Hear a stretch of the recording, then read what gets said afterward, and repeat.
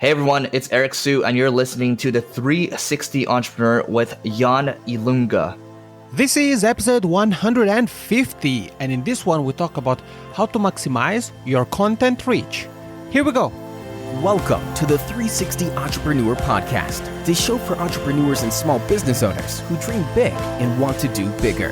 Join some of the world's top entrepreneurs, internet marketers, and best-selling authors as they share their inspiring stories, their struggles, and give actionable tips that will help you build, grow, and promote your online business. Here's your host, Yanni Lunga. Well, welcome, episode 150. I'm so pumped about this small milestone for the 360 Entrepreneur Podcast. If you've been with me before, thank you so much for your support. I really am grateful. If it's the first time, welcome. My name is Yanni Lunga. I'm the host, as you heard in the intro, and today I'm bringing you a fast-paced, action-oriented episode. This one is for you if you are any type of content producer, really.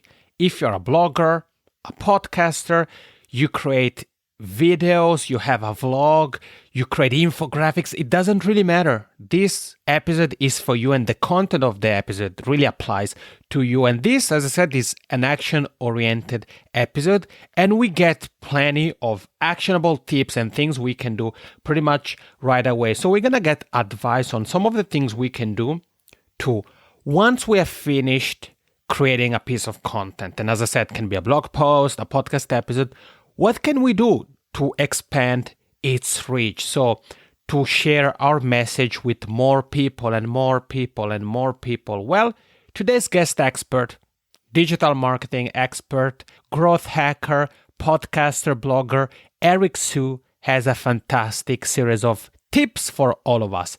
The show notes for today's episode are at yannilunga.com/episode 150. Here it is, how to maximize your content reach with Eric Siu. Hey everybody, today we are joined by a digital marketing expert. He's the CEO of the digital marketing agency Single Grain, which has worked with Fortune 500 brands to venture-backed startups around the world. He's also a regular contributor for publications such as Entrepreneur, Forbes, Business Insider, Fast Company. And when he's not busy doing all this, he interviews entrepreneurs and digital marketers on his podcast, Growth Everywhere. I'm so thrilled to welcome on the show Eric Siu. Hey, Eric, how's it going? I'm good. Thanks for having me. It's my pleasure. So let's jump right into it because we have quite some ground to cover. I said it in the intro. You're a digital marketer, a very busy digital marketer. And some people may be here with you and I, and they are curious about Single Grain. So can you tell listeners a little bit more about what Single Grain can do for them, what services you provide? Yeah, absolutely. So Single Grain has been around since about 2009, and we originally specialized in doing search engine optimization. And, the game has changed quite a bit nowadays, and we've had to adapt. Right. We've seen a lot of other SEO companies kind of go down, in this time period in the last few years. So we do search engine optimization, we do content marketing, and our big bread and butter right now, where we help a lot of different venture-backed startups or Fortune 500 companies, is with paid advertising. So that can be Google AdWords, can be Facebook ads, Gmail advertising, just YouTube ads across the board. We can help with paid advertising because, we've had people on the team that have not only worked at an agency environment, but they've also worked in-house at technology startups as well. So, a lot of different agencies out there. I think what really separates us is that we've had experiences on both sides, myself included. Okay, so if you're here with Eric and I, maybe you have actually been looking for some advice on paid advertising. Make sure to go to singlegrain.com.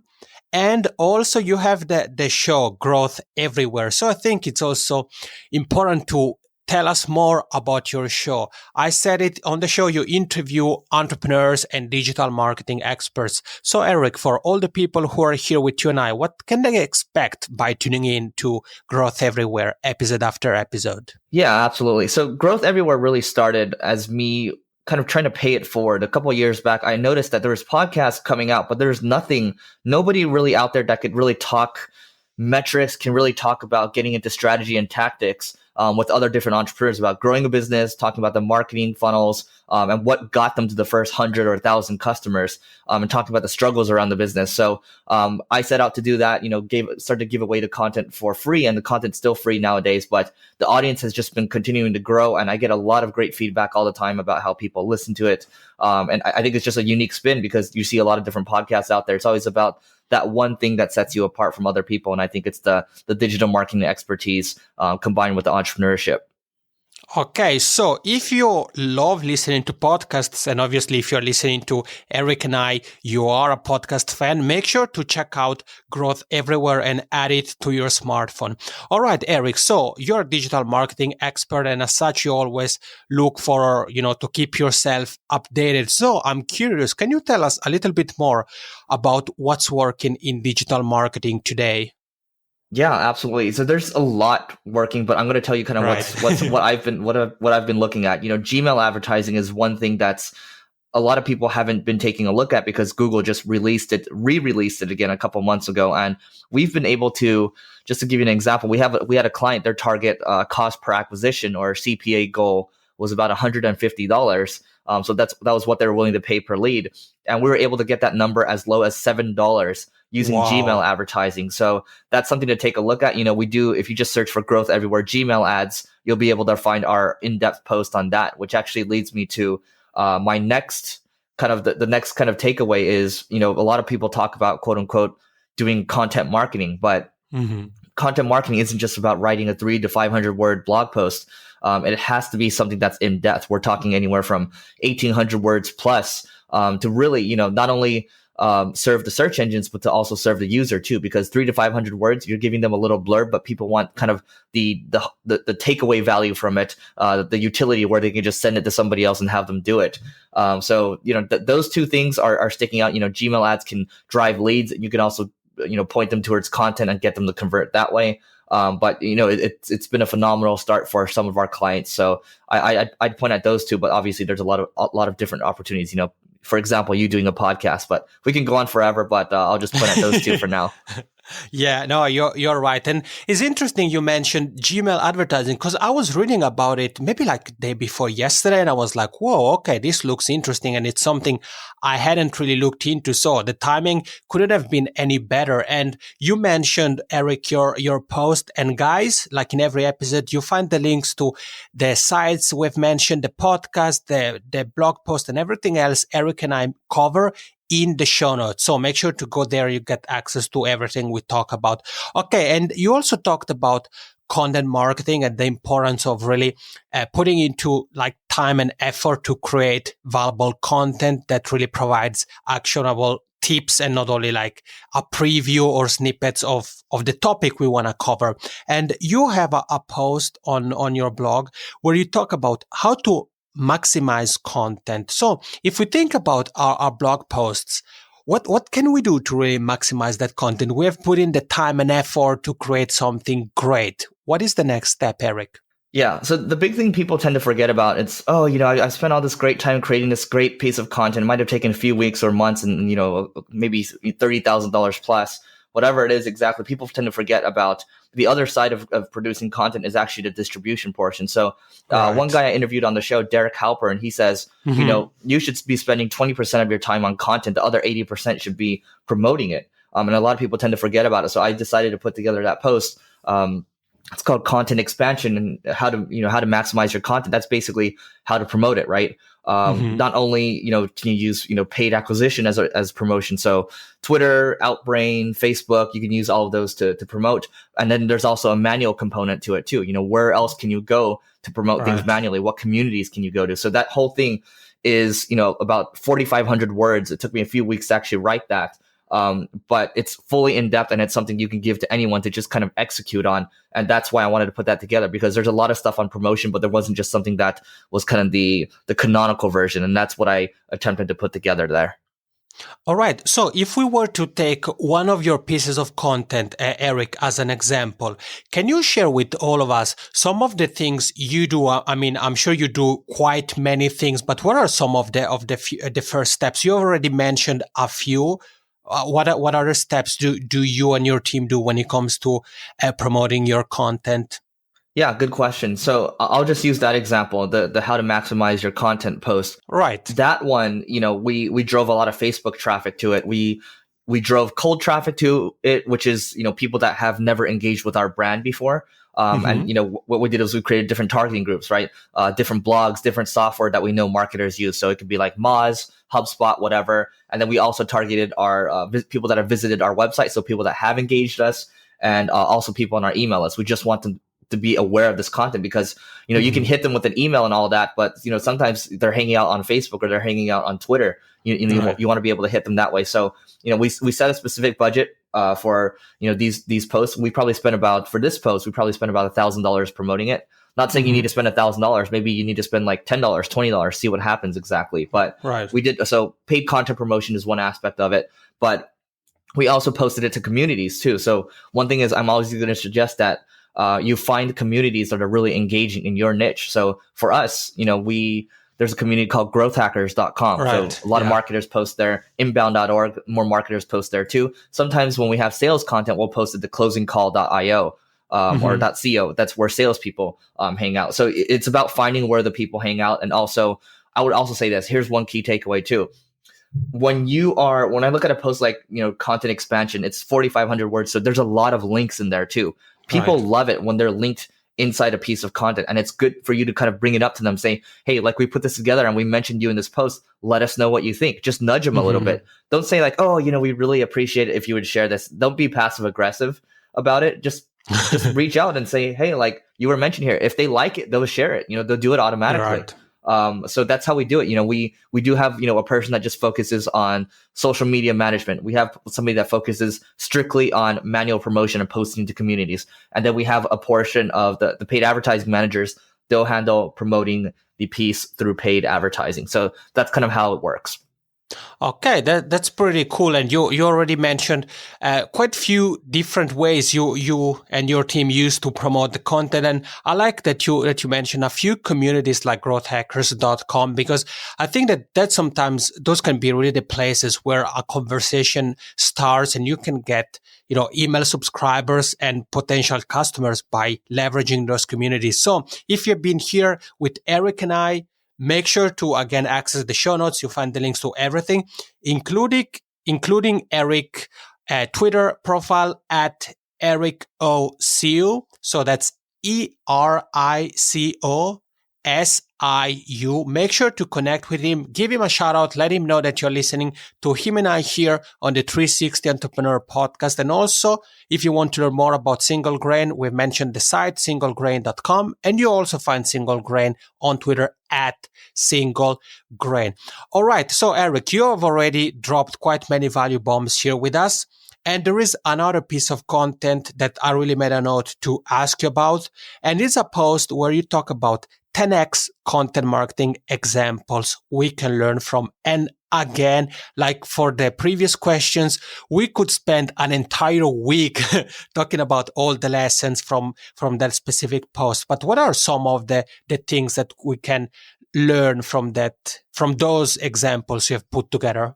Yep. So I think I'm going to give you one key takeaway here, because, with so many different examples, there's 21 examples here. But the biggest example I think going with is when you look at that post, and you could just search 10x content examples, growth everywhere, or something like that through Google.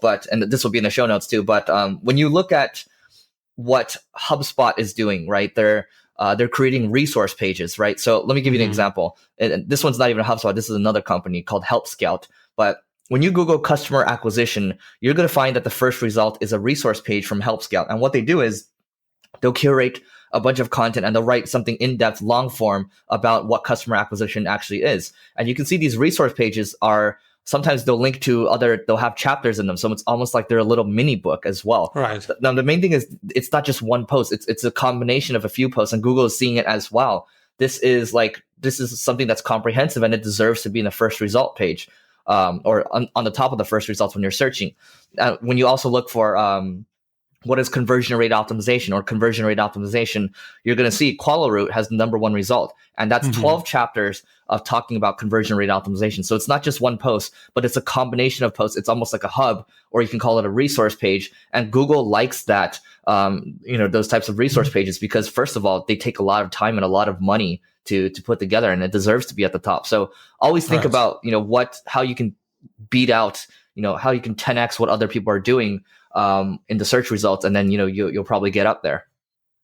Okay, I like it. So you made a couple of examples, some resources pages, and obviously, like you said, it takes time and money to create such resources. But then again, if we go back to what you told us earlier, if we really focus on maximizing our content. So in that case, if we curate content, we should reach out to the people, companies, bloggers we have mentioned, and definitely we're going to get exposure.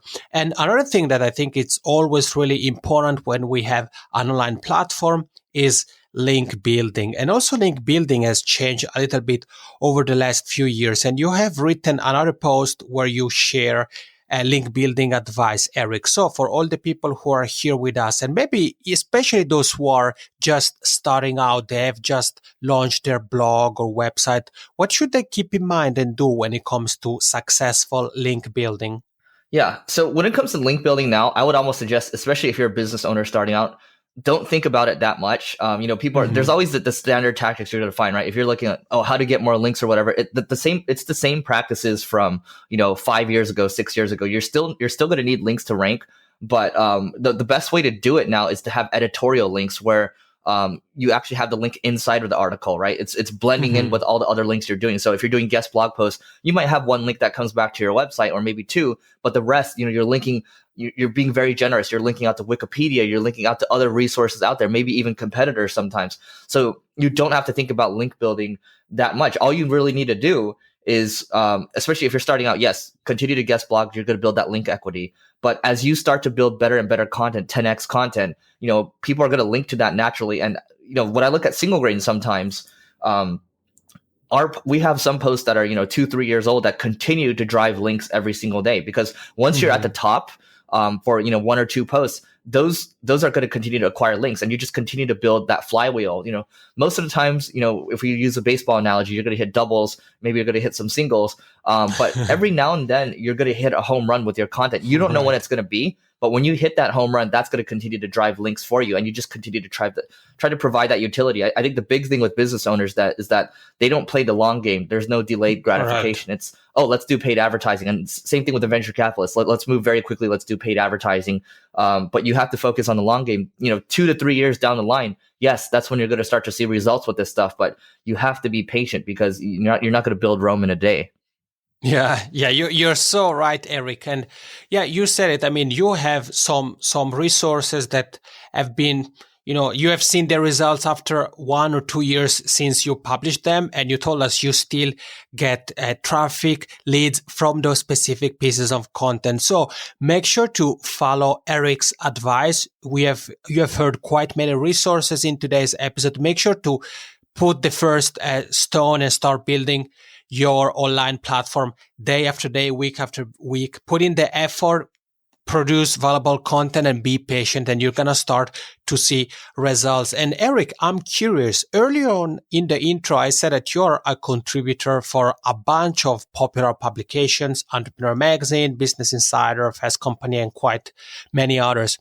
There may be some people here with you and I who are thinking about guest blogging as a way to grow their audience, their readers, their brand. So what advice do you have for them? Maybe they are looking for places to start with taking the first steps when it comes to guest blogging. So what advice you have for kind of soon to be guest bloggers?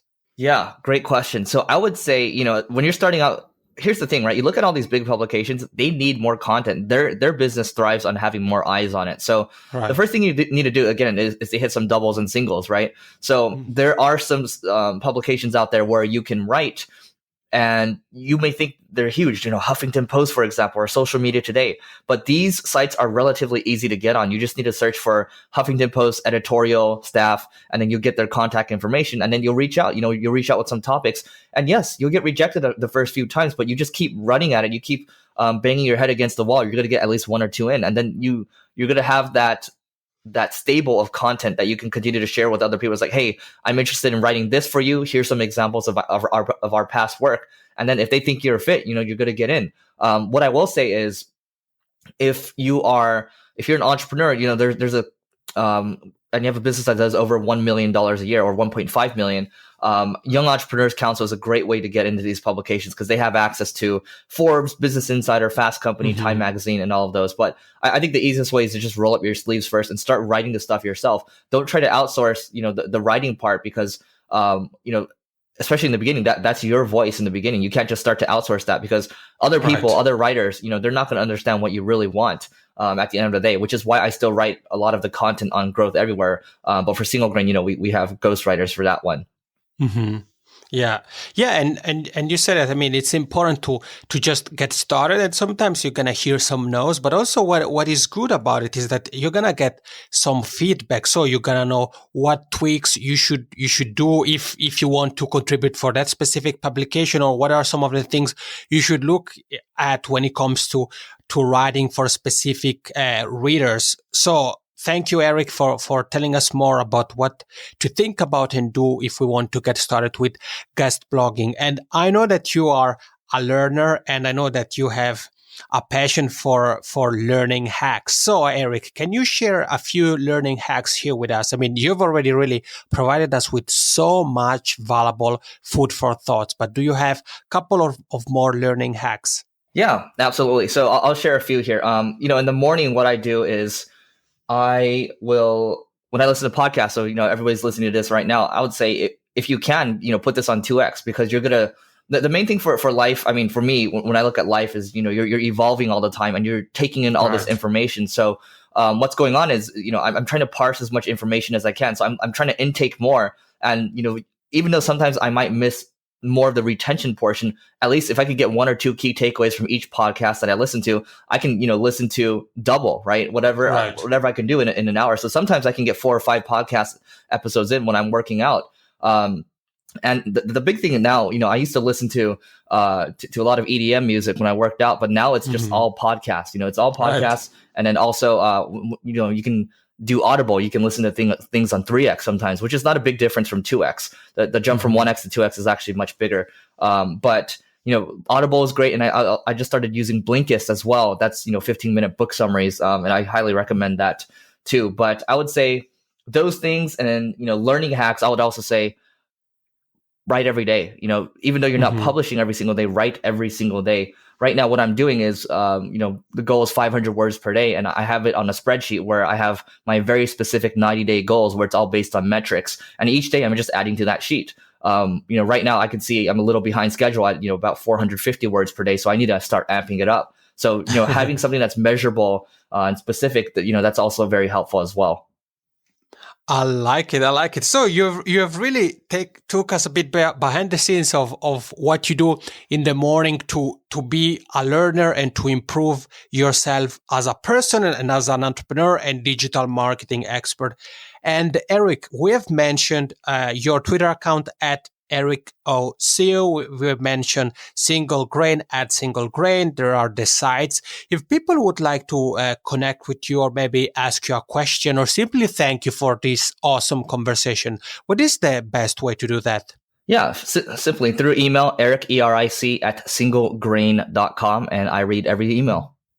Perfect. So you have some resources, you have ways to get in touch with Eric, you have his email, you have the Twitter, and also if you go to singlegrain.com, you'll see there the services, and you also see a downloadable PDF, the only effective guide to SEO you'll need. And again, if you want to learn more from Eric, make sure to go to iTunes or Stitcher or whatever podcasting platform you use and look for the podcast Growth Everywhere, hosted by our friend Eric Siu.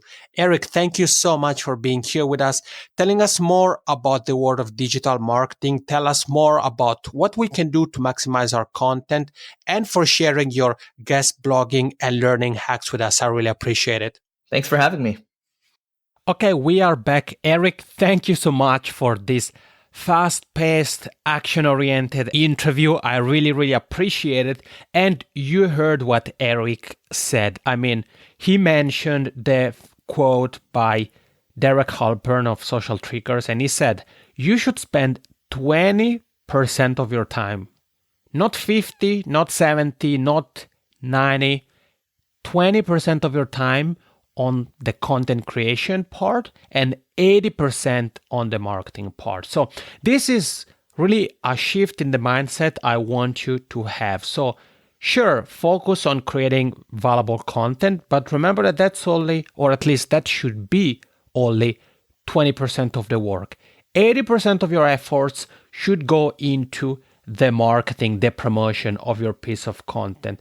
The show notes with the links to every single thing Eric and I have talked about, including a couple of his articles, are at janilunga.com/episode 150. Now, the action step for this episode is really to take a moment and think about where your prospects are, where your target readers or target listeners are, and work on building a system that will allow you to maximize the reach of every single piece of content you create, especially if that content is evergreen. All right, this is it for today. Thank you so very much for joining Eric and I here on the 360 Entrepreneur Podcast, and I'll be back with you, like always, next week. Take care. Thank you for listening to the 360 Entrepreneur Podcast. For more tips and tools, head over to www.janilunga.com.